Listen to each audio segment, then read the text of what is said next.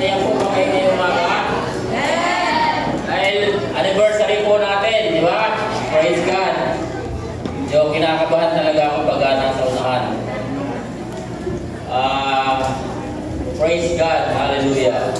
Maraming salamat po sa mga bisita na nagpaunlak sa imbitasyon.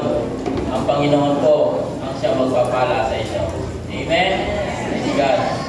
Ako pala si Brother Greg Platino, Gregorio Platino, doon ay yung pangalan. Siguro hindi ko na mabilang kung ilang taon na ako sa Panginoon. Nagpapasalamat ako sa Panginoon simula nang nakilala ko siya. Binata pa lang ako, na-convert na ako. Sinama ako ng mga magulang ko. Hanggang sa nagkaroon ako ng pamilya sa Panginoon. Sa biyaya ng Panginoon, ulit nagpapasalamat ako sa mga hindi na mabilang na biyaya, blessing, pag-iingat na pinagkaloob na sa buhay ko, sa pamilya ko. Naiiyak talaga ako sa kabutihan ng Panginoon. Sabi ko nga, kagabi nung ako ang magpapatotoo, ayaw ko umiyak. Kasi tuwing magpapatotoo ako, naiiyak talaga ako dahil sa kabutihan ng Panginoon sa buhay ko. Hindi ka na po masyado pakakabaan. Marami pong dumating sa akin ng mga sakit, yung mga karamdaman na hindi ko na ipapatotoo sa mga nakaraang panahon. Nung panahon ng COVID, halos mamatay din po ako. Dahil tinamaan ako. Hindi na po ako nagpa-hospital dahil alam naman natin na pag nagpa-hospital ka, wala na lumalabas na po, kundi abo na pag lumalabas sa hospital.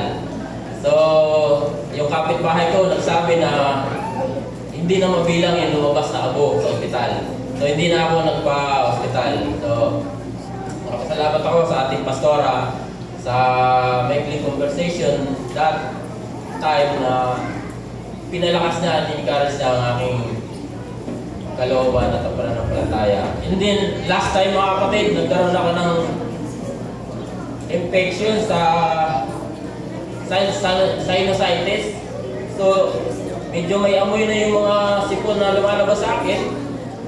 So, may isang taon yun.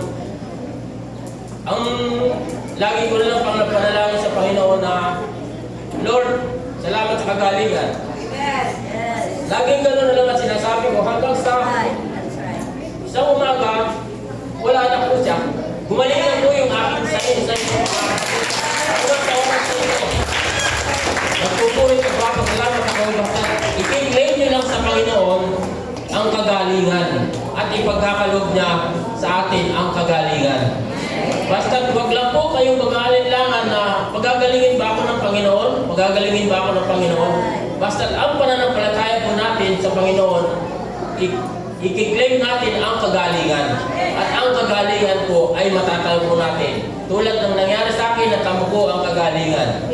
Dahil talagang hindi pumapakali dahil sa magpapa-hospital ba ako o dadalhin ko sa hospital. Pero nangingibabaw po sa akin yung pananampalataya ko sa Panginoon na pagagalingin ako ng Panginoon. Pagagalingin ako ng Panginoon. Susunod at papasalamat ko ako sa Panginoon sa biyaya at habag niya, sa kagalingan at kalakasan na pinagkaloob niya sa akin. Praise God. Salamat po.